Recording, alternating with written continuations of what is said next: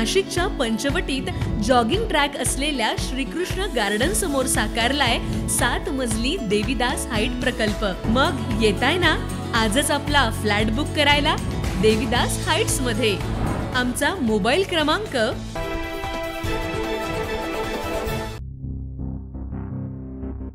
नाशिकच्या निफाड तालुक्यातील विंचूर परिसरातील मारवाडी पेठ इथं काल संध्याकाळी एक धक्कादायक घटना घडली।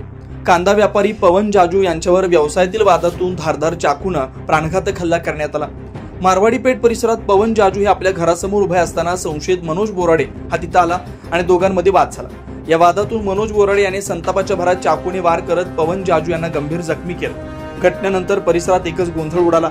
स्थानिक नागरिकांनी तात्काळ जखमी पवन जाजू यांना लासलगाव येथील खासगी रुग्णालयात दाखल केलं, मात्र जखमा गंभीर असल्याने त्यांना पुढील उपचारासाठी नाशिक इथं हलवण्यात आलं। घटनेची माहिती मिळताच लासलगाव पोलिसांनी तपासाची चक्र वेगाने फिरवत संशयित मनोज बोराडे यास ताब्यात घेतला।